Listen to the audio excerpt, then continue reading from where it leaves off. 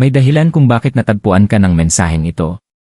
Hindi dahil hinanap mo ito, kundi dahil may isang bahagi ng buhay mo na tahimik nang umabot sa punto ng pagbabago.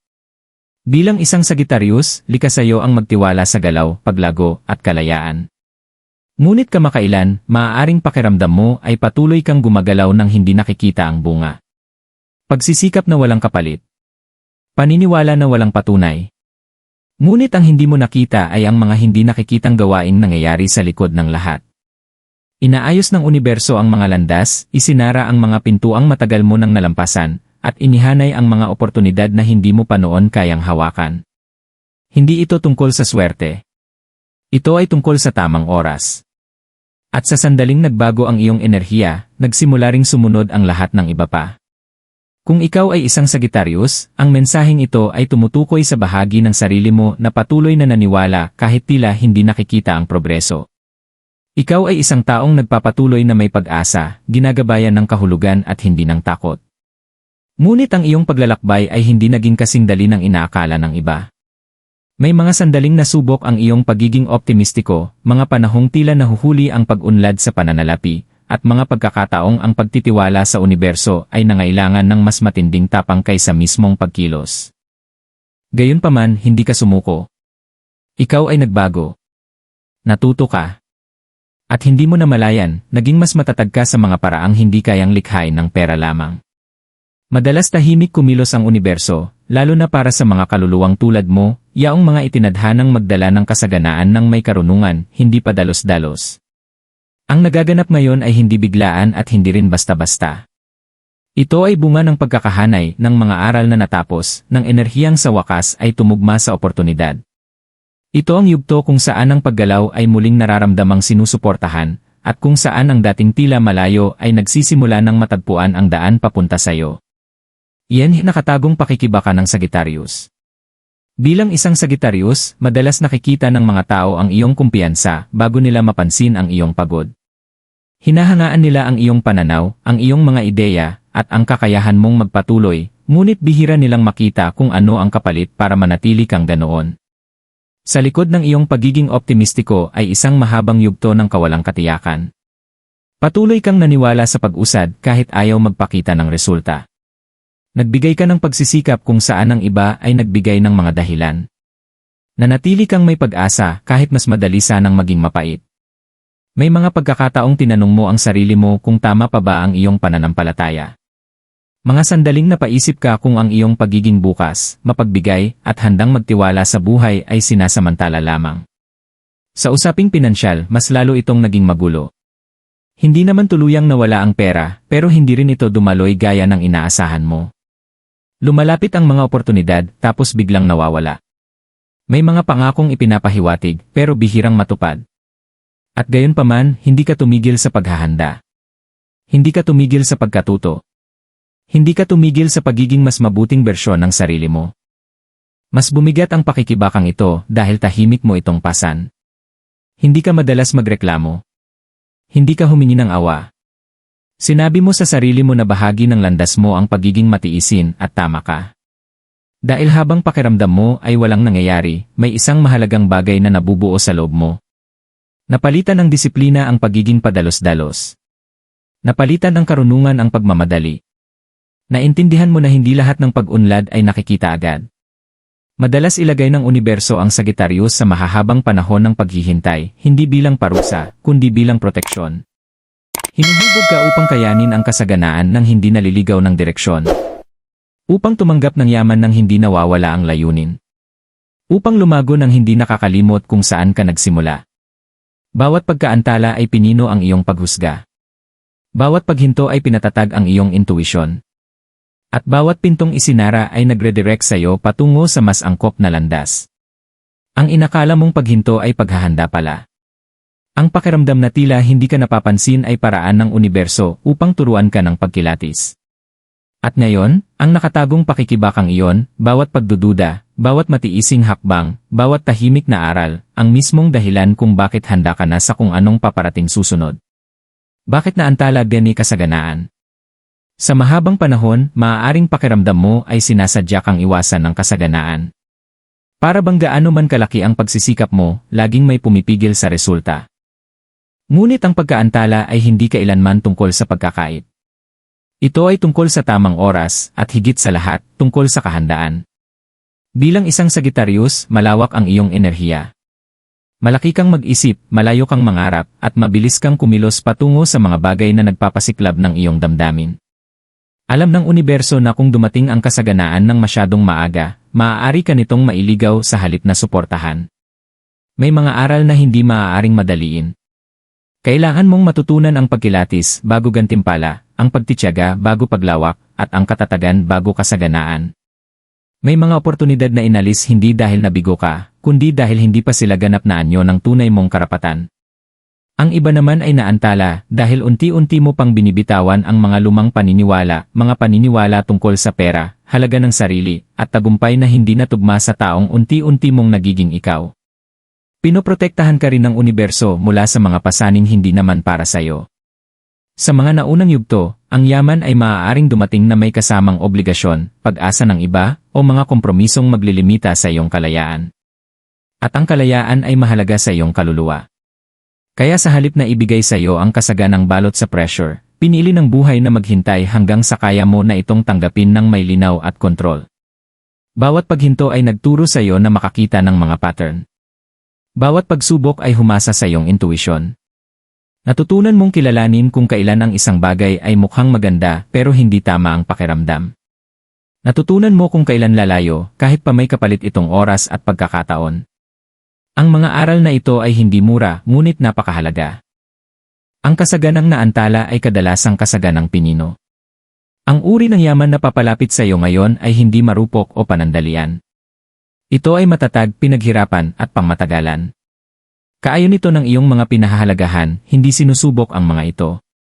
At dahil ikaw ay naghintay, natuto, at lumago, makikilala mo ito pagdating nito, at malalaman mo kung paano ito hawakan nang hindi nawawala ang sarili mo. Iyan pagbabago, yan universo do ay kumikilos. Sa isang punto, may isang banayad na pagbabago ang nagsimulang mangyari. Hindi maingay. Hindi dramatiko. Kundi tahimik una sa loob mo. Maaaring hindi mo agad ito napansin dahil ang mundong nakapaligid sa iyo ay tila pareho pa rin. Hindi biglang nagbago ang mga gawain. Hindi agad tumaas ang mga numero. Ngunit sa loob mo, lumambot ang pagtutol. Kumalas ang kapit ng pagdududa. Tumigil ka sa pagpipilit ng mga resulta at muling natutong magtiwala sa tamang oras. Ganito palagi nagbibigay ng senyales ang universo kapag may galaw na nagsisimula. Hindi ito nag-aanunsyo sa ingay, inaayon muna nito ang enerhiya. Bilang isang Sagittarius, nang muling tumugma ang direksyon sa loob mo, nagsimulang tumugon ang lahat sa labas. Naging mas makahulugan ang mga usapan. Dumating ang mga ideya ng may linaw sa halip na kalituhan. Ang mga oportunidad ay hindi na nakakapagod isipin. Sa halip na habulin ang mga posibilidad, sinimulan mo na silang makilala. Maaaring naramdaman mo ang pagbabagong ito bilang isang kakaibang katahimikan. Isang pakiramdam na may isang bagay na sa wakas ay umigi o nagsiseto. Nawala ang pagmamadaling dati nagtutulak sa iyo na patunayan ang sarili mo. Naging mas mapili ka sa paggamit ng iyong enerhiya, mas maingat sa oras mo. At sa paggawa nito, hindi mo na malayang na-activate mo ang ibang dalas, isang dalas na umaakit sa halip na humahabol. Pinakamabilis kumilos ang universo kapag tumigil ka ng pagdudahan ang iyong halaga. Ang mga pintong dati mabigat buksan ay nagsimulang magbukas ng may mas kaunting pagsisikap. Ang mga taong hindi kayang sumabay sa kinalalagyan mo ay unti-unting nawala. May mga bagong koneksyong lumitaw, hindi basta-basta, kundi may saysay. Kaayon. Sumusuporta. Hindi ito mga pagkakataon lamang, mga kumpirmasyon ang mga ito. Mahalagang maunawaan ito, hindi ginagantimpalaan ng universo ang paghihirap, tumutugon ito sa pagkakahanay. At sa sandaling tumugma ang iyong paniniwala sa iyong paghahanda, nagsimula ang galaw. May mga bagay na ngayon ay inaayos na lampas sa iyong paningin. Natutunaw ang mga pagkaantala. Nagtatagpo ang mga landas. Nagsisense ang tamang oras. Kahit hindi mo pa nakikita ang huling bunga, magtiwala ka rito, nagsimula na ang pag-usad. Ang nararamdaman mo ngayon ay hindi guni-guni. Ito ay momentum. At kapag nabuo na ang momentum, hindi na ito bumabalik. Ito ay patuloy na umuusad, dahan-dahan ngunit may layunin, patungo sa kung ano ang matagal nang inihahanda para sa iyo, gaya ng matagal mo ring paghahanda sa sarili mo. Pagkakahanay ng pera y oportunidad. Habang patuloy na kumikilos ang universo, unti-unti nitong itinutok ang pansin sa isang napakahalagang bagay, ang pagkakahanay mo sa materyal na katatagan. Para sa isang Sagittarius, ang pera ay hindi kailanman basta tungkol sa mga numero. Ito ay sumasagisag sa kalayaan, pagpili, at kakayahang mabuhay ayon sa sarili mong mga pinahahalagahan. Kaya hindi maaaring dumating ang kasaganaan hanggat hindi nito kayang suportahan ang buhay mo sa halip na kontrolin ito. Ngayon, iba na ang pakiramdam ng enerhiya sa paligid ng pananalapi. Ang mga oportunidad ay hindi na dumarating na may kalituhan o pressure. Dumadating sila ng may linaw. Mapapansin mong ang mga tamang ideya ay lumilitaw sa tamang oras, o kaya'y may mga usapang biglang nagbubukas ng mga pintuang dati parang hindi maaabot. Ang mga bagay na dati nangangailangan ng matinding pagsisikap ay mas nagiging natural ngayon, halos parang ginagabayan. Ito ang mismong pagkakahanay na gumagana. Mas maayos dumadaloy ang pera kapag tumigil ka sa pagpipilit at sinimulan mong kilalanin kung saan tinatanggap ang iyong enerhiya. Mas nagiging mulat ka na ngayon kung ano ang karapat-dapat sa iyong dedikasyon, at kung ano ang tahimik na umuubos ng iyong yaman, emosyonal man o pinansyal. Ang kamalayang ito pa lamang ay sapat na upang baguhin ang lahat. Pinipigilan nito ang pagkalugi bago pa man mangyari, at pinatatatag ang pakinabang bago pa ito dumating. Hindi itinutulak ng universo ang yaman papunta sa iyo sa paraang dramatiko. Sa halip, lumilikha ito ng mga landas na pangmatagalan, tuloy-tuloy na kita, pangmatagalang paglago, at mga oportunidad na iginagalang ang iyong kalayaan. Maaaring maramdaman mong nahihila ka sa mga proyekto, kolaborasyon, o responsibilidad na tama ang pakiramdam sa halip na minamadali. Pagtiwalaan mo ang instinct na yon. Mas matalas ito ngayon kaysa dati. Ang nagaganap ay hindi pansamantalang swerte. Ito ay katatagang binuo mula sa pagkakahanay. Ang mga pintuang pinansyal na magbubukas ngayon ay itinadhana para manatiling bukas. Nakaugnay ang mga ito sa iyong kakayahan, karanasan, at mas hinog na pananaw sa buhay. Hindi mo na hinahabol ang pera, nakakasalubong mo na ito sa puntong nagtatagpo ang kahandaan at oportunidad. Ginagantimpalaan ng yugtong ito ang kamalayan, hindi ang pagkainit. Bawat hakbang nakaayon ng iyong loob ay lalo pang pinapalakas ang daloy. At habang mas iginagalang mo ang iyong mga hangganan, tamang oras, at panloob na linaw, mas nagiging tuloy-tuloy ang kasaganang ito. Ang dating tila malayo ay ngayon tumutugon na sa iyo, dahil sa wakas, nakatayo ka na sa lugar kung saan kaya ka nitong abutin. Iyan din dapat gawin ng Sagittarius ngayon. Ngayong nagsimula na ang pagkakahanay, nagiging simple, ngunit mahalaga, ang papel mo. Hindi ito panahon ng pagmamadali o labis na pag-isip. Bilang isang Sagittarius, likas sa iyo ang kumilos ng mabilis kapag naramdaman mo ang momentum. Ngunit ang yugtong ito ay humihingi ng kamalayan higit sa aksyon. Gumagalaw na ang universo. Ang tungkulin mo ay manatiling bukas at tumanggap nang hindi nakikialam. Ang unang dapat mong pangalagaan ay ang iyong enerhiya. Natutunan mo na sa pamamagitan ng karanasan na hindi lahat ng oportunidad ay kailangang tanggapin at hindi bawat boses ay karapat-dapat pakinggan. Makinig sa kung ano ang nagbibigay ng katahimikan, hindi lang ng kasabikan. Ang tunay na pagkakahanay ay ramdam na matatag, hindi minamadali. Kung may bagay na naglalagay ng pressure para magdesisyon ka agad, maaaring hindi ito bahagi ng yugtong ito. Pagtiwalaan mo ang iyong intuition, pinatalas ito ng bawat pagkaantala na iyong pinagdaanan. Hindi mo na kailangang patunayan ang sarili mo sa pamamagitan ng pag-angkin sa lahat. Piliin mo kung ano ang kaayon ng pangmatagalang kalayaan mo, hindi ang panandaliang pagpapatunay. Kapag iginalang mo ito, tumutugon ang universo sa pamamagitan ng pag-alis ng mga hadlang. Ang pagtitiyaga ngayon ay nagiging anyo ng kapangyarihan. Ang paghihintay ay hindi pagtigil, ito ay pagpapahintulot sa mga tamang resulta na dumating ng buo. Patuloy kang magpakita at kumilos ng pare-pareho, kahit na muling maging tahimik ang progreso. Ang pagiging consistent ay senyales ng kahandaan. Ang pagkadesperado ay senyales ng pagdududa. Bitawan mo rin ang ugali ng paghahambing ng sarili mo sa iba. Ang landas mo ay hindi kailanman nilalayong maging kapareho ng sa iba. Ang binubuo mo ay para sa iyo, ayon sa bilis mo, mga pinahahalagahan mo, at pananaw mo. Ang paghahambing ay nakakaistorbo lamang sa pagkakahanay. Higit sa lahat, manatili kang bukas. Bihirang dumating ang kasaganaan sa eksaktong anyong iniisip natin. Maaari itong dumating bilang responsibilidad bago gantimpala, koneksyon bago kontrata, o ideya bago kita. Huwag mong maliitin ang dumarating dahil lang mukhang maliit. Ang mga binhi ay laging ganoon nagsisimula. Hindi hinihiling ng yugtong ito na baguhin mo kung sino ka. Hinihiling lamang nito na pagtiwalaan mo kung sino ka na ngayon. At kapag ginawa mo yon, ang lahat ng matagal nang gumagalaw patungo sa iyo ay natural na hahanap ng tamang lugar nito. Ito ang bahagi ng paglalakbay kung saan napapalitan ng katiyakan ang pag-aalinlangan. Nais ipaalala ng universo sa iyo ang isang mahalagang katotohanan, hindi ka kailanman nahuli. Hindi ka kailanman nakalimutan. Bawat paghinto, bawat paglihis ng landas, bawat sandali ng katahimikan, ay may layunin ngayon pa lamang nagsisimulang maging malinaw.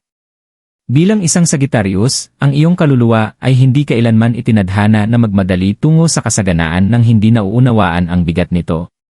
Hindi ginagantimpalaan ng universo ang pagkainit.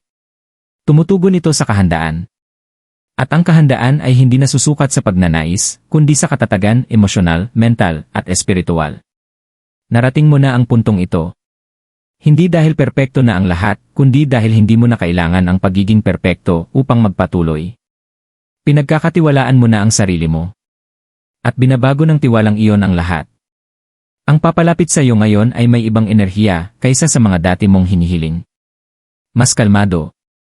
Mas ligtas. Mas hindi magulo. Hindi nito hinihiling na isakripisyo mo ang iyong kalayaan o ikompromiso ang iyong mga pinahahalagahan. Sa halip, sinusuportahan nito ang mga iyon. Ito ang uri ng kasaganang nananatili, hindi ang kasaganang sumusubok sa iyo. Maaaring may mga sandali pa rin ng pagdududa, tao ka lang.